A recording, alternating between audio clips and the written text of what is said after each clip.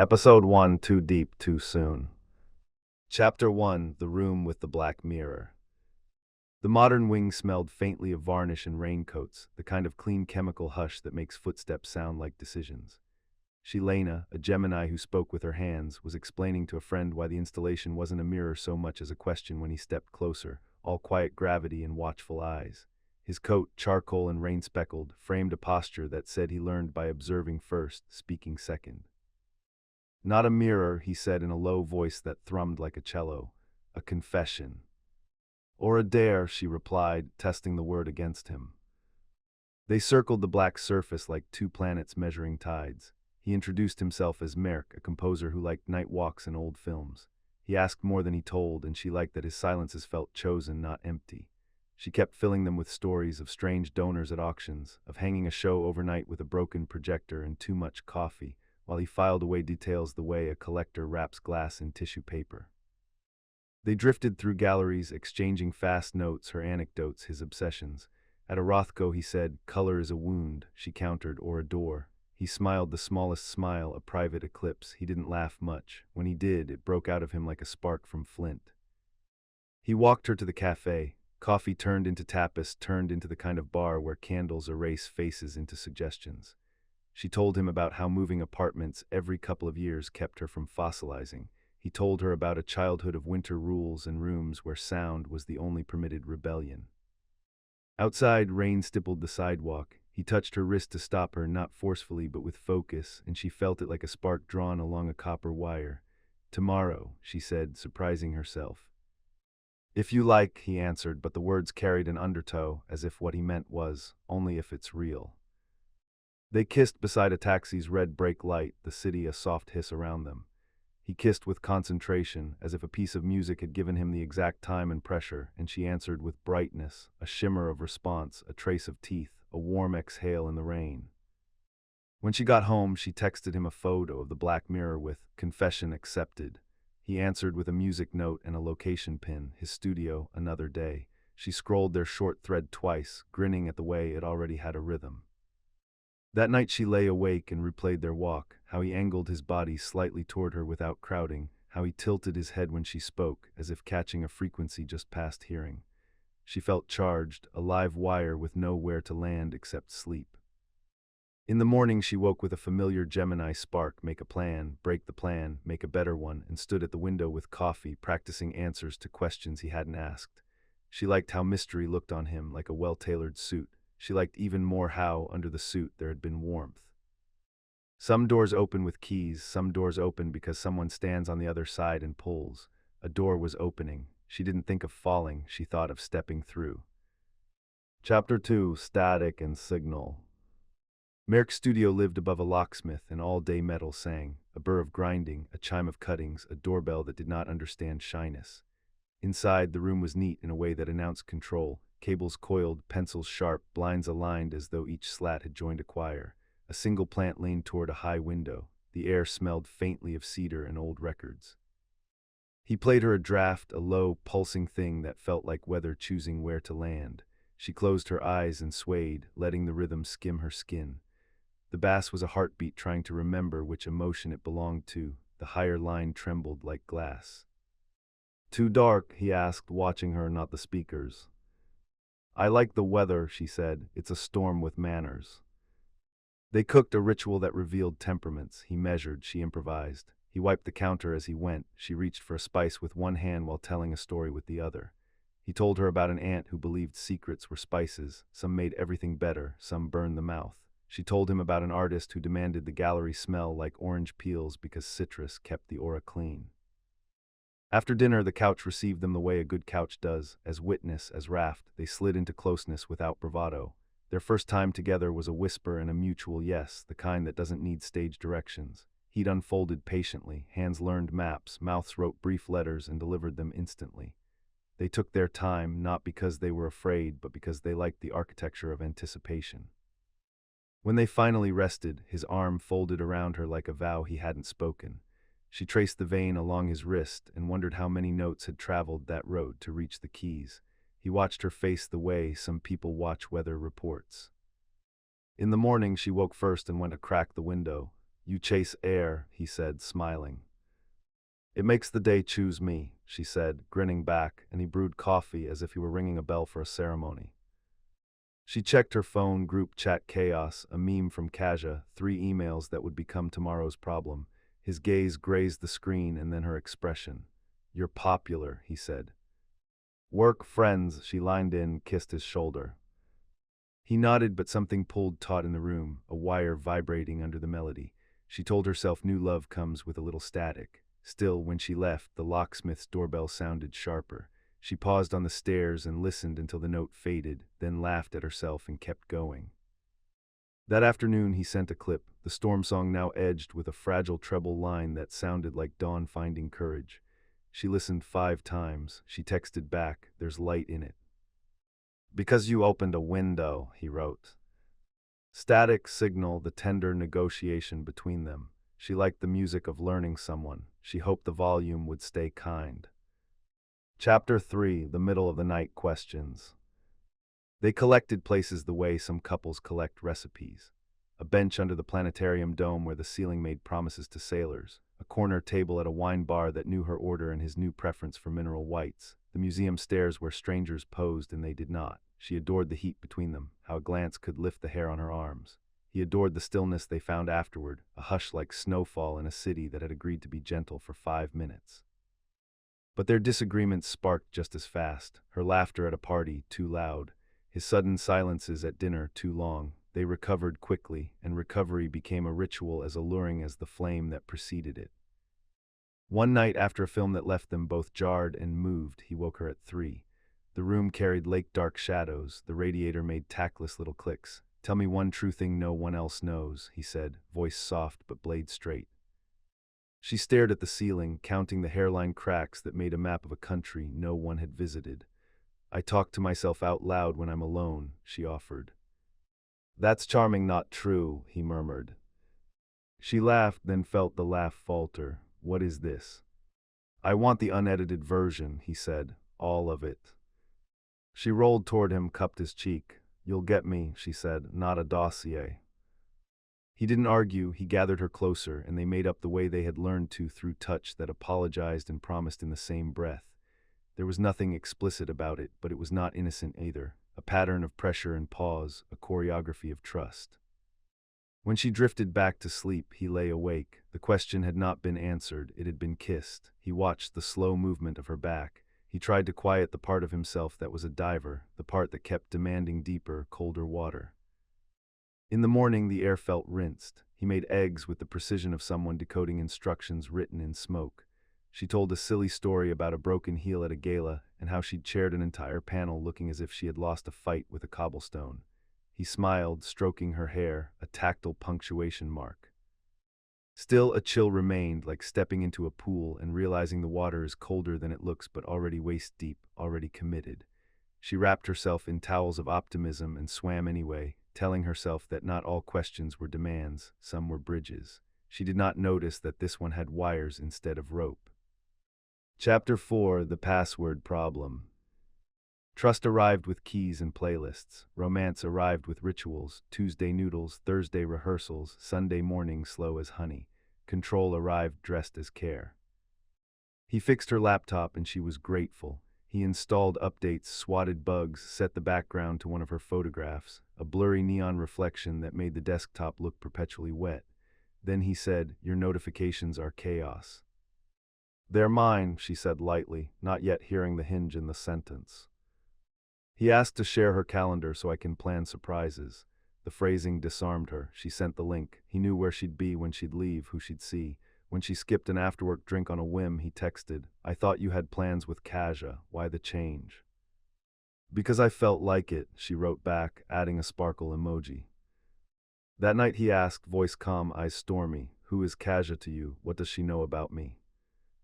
"She's a friend," Lena said, chopping parsley.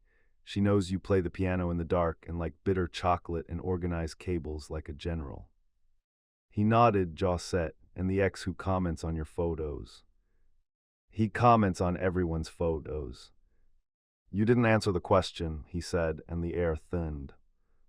The argument rose and fell, pros and cons delivered like closing statements. They made up the familiar way, a drawn-out quiet that gathered warmth until it became a tide. Afterward, as their breathing evened, she stared at the ceiling and mentally labeled a box boundaries. She imagined placing certain topics inside, names, passwords, old stories with faded covers, and sliding the box onto a high shelf. Days later, her phone buzzed with a two-factor code while they were making tea. "What's that for?" he asked. "An app," she said, casual. He didn't press then, but the next morning, "Would you share your phone password with me?" She blinked. "Why?" "Because I want to know there are no doors between us."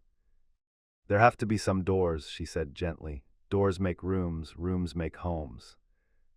He looked genuinely pained, as if she had proposed separate lifeboats on a small lake.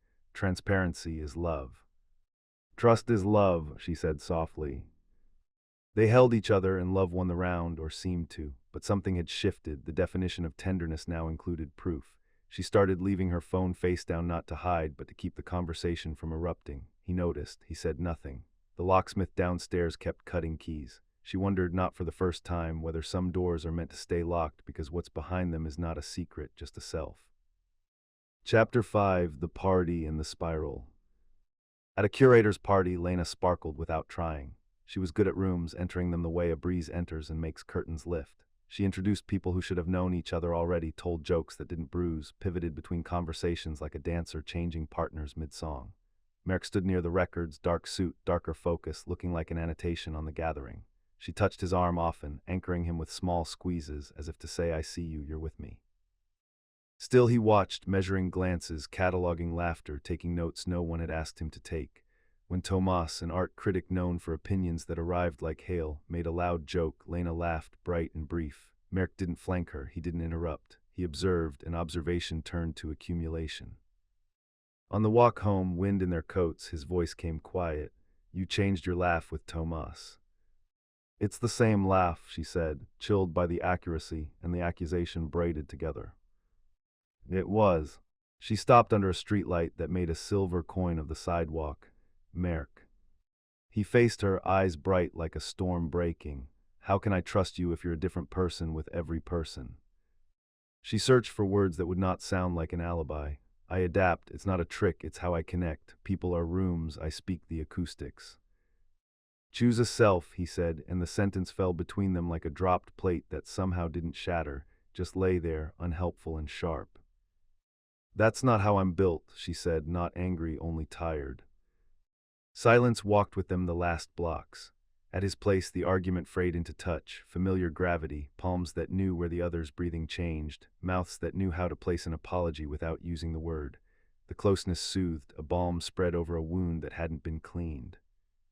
She fell asleep with her forehead against his throat, counting the deep drum of his pulse. He lay awake, scrolling her public posts, reading comments as if they were footnotes to a text with missing pages. He put the phone down, ashamed and still persuaded that vigilance meant love. In the morning, tulips on the table, purple as bruised twilight, apologized for both of them. They ate toast in a mercy quiet. She thought about how many versions of herself she had always been, a kaleidoscope that didn't know how to be a monocle. He thought about how many versions of love he had learned, most of them contracts with clauses. It should have been a small fight. It was a rehearsal. Chapter 6: Hiding the Sun. A person can dim without lying. Lena learned how efficiently. She edited herself, fewer stories, careful answers, white space where color used to be. When a joke came to her lips, she tasted it first. Would this sound like flirting? When a friend texted at odd hours, she hesitated. Would this look like secrecy? She didn't lie, she folded. Merrick felt the folding and mistook it for proof. "You're not telling me something," he said one evening, and his voice wasn't accusing, but it wasn't kind either. "I'm tired," she answered, which was true in several directions at once.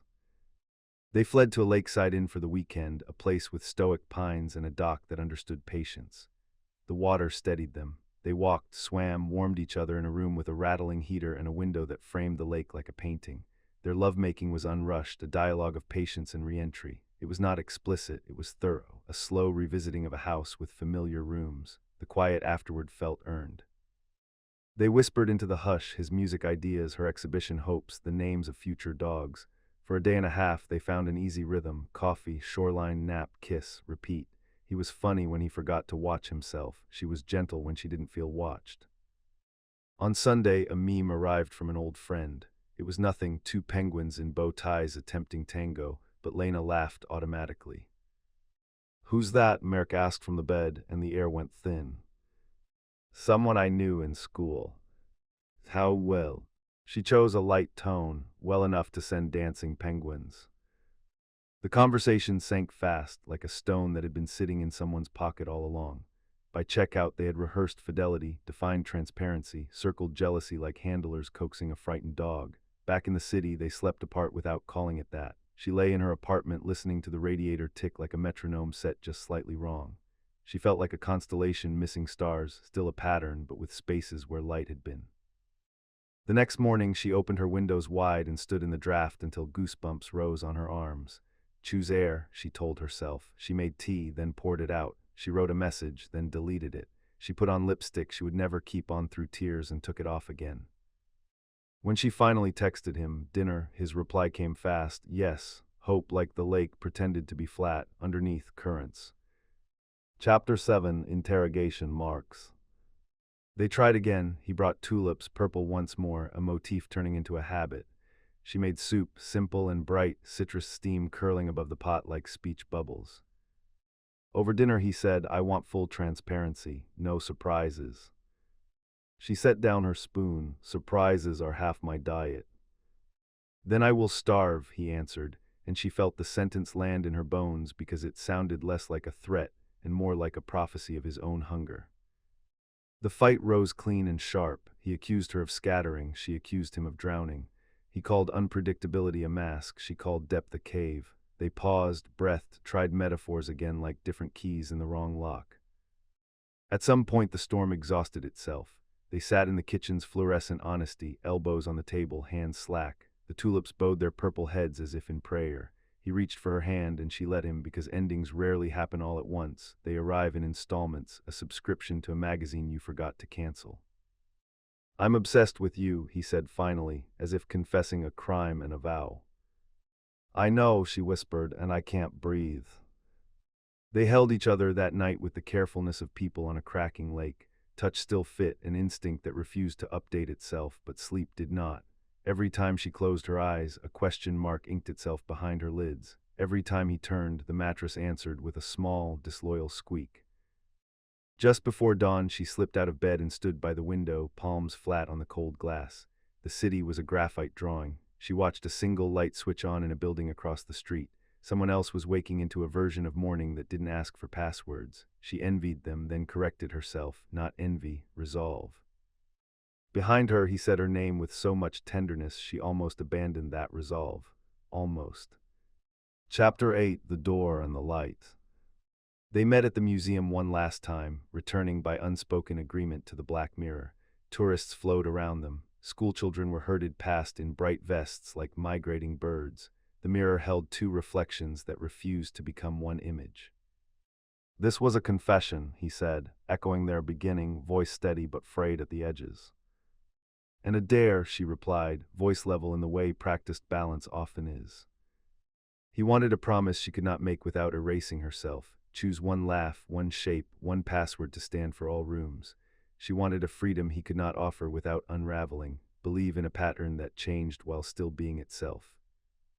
"You're too scattered for me," he said at last, not cruelly, just finally. The words were not a slam, they were a diagnosis written in careful script. "You're too dark," she answered, not mocking, just done. Her voice held grief and relief in equal hands.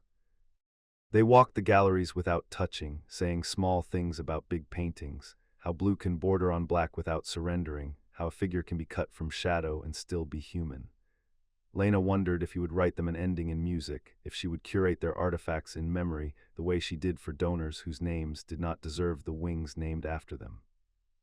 At the exit, she kissed his cheek, warm and grateful for the parts that had been good. "You taught me what depth feels like," she said. "And you taught me what light can do," he replied, and for once, no one needed to win the metaphor. Outside, the day was bright, the city a theater of microdramas, a dog pulling a man toward a pastry, a cyclist apologizing to a pigeon, two teenagers rehearsing courage with a shared headphone. She texted friends. She booked a class on a whim, ceramics, because clay is a conversation with pressure and release. She opened her windows and let the city in until the curtains lifted like sails. For a week she missed his steadiness, the way his attention wrapped her like a coat when the wind bit. For a month she missed their hush, the shared breath after closeness. For longer she guarded the instinct to dim herself for love, recognizing it now as a reflex trained by whether she didn't cause. One evening she stood in front of a new installation, glass and air in motion, and saw her reflection not as a confession but as a whole.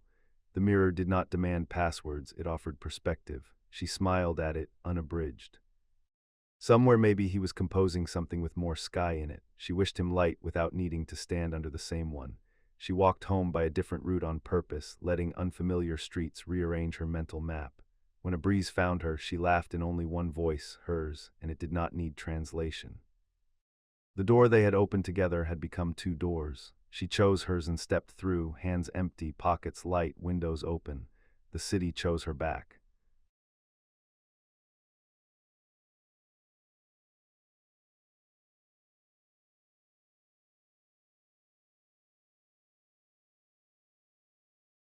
Like this video, subscribe, more stories like this are coming.